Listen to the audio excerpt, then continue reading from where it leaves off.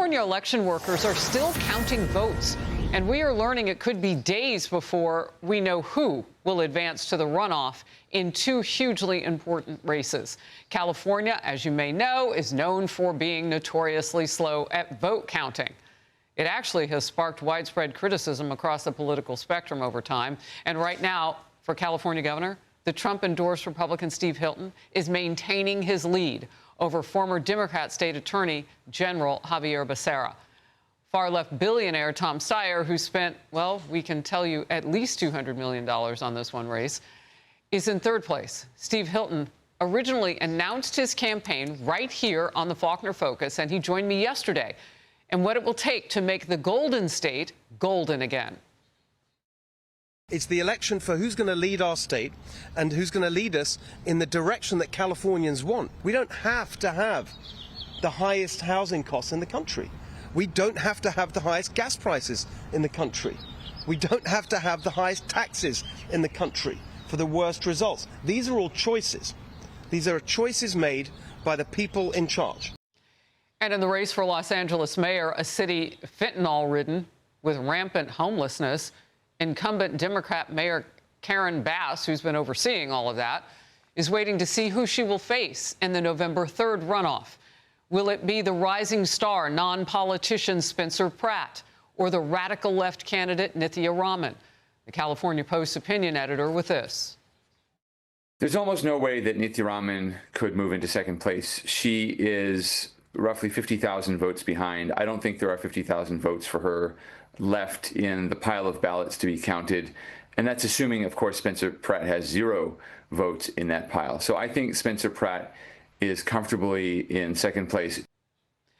Report from the ground now. Let's get it from Matt Finn. Matt. Harris, we're now 2 days after Election Day here in L.A. County, and officials say there are still 700,000 ballots left to be counted. Only 62% have been tallied. It is a slow trickle. Now, the latest ballot dump we got shows Mayor Karen Bass has strengthened her lead. Spencer Pratt picked up about 6,000 votes. Third place, Nithya Raman benefited with about 9,000 votes that narrowed Pratt's lead. In the governor's race, roughly 56% of the vote is counted. Republican Steve Hilton remains on top with 1.42 million votes. Democrat Javier Becerra in second with 1.3 million votes. Democrat Tom Steyer in third. Now, also in the congressional races, Governor Newsom's effort to turn 5 House seats from red to blue is running into some problems. In a district near San Diego, which was redrawn to favor Democrats, Republican Jim Desmond has won a majority of the vote over a Democratic city councilwoman. And up north, Democrats face the possibility of losing a second redrawn district near Sacramento, where former Republican, now independent candidate Kevin Kiley is leading among a field of Democrats with a Republican in second there as well. Now, California says its vote counting system takes so long, in part because every voter gets a mail-in ballot that doesn't have to be postmarked until the final voting day and then signature verified.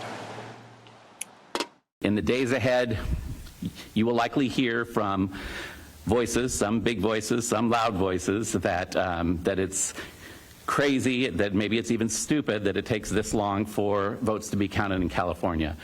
I want to emphasize it's not stupid, it's not crazy, it's actually the law in California.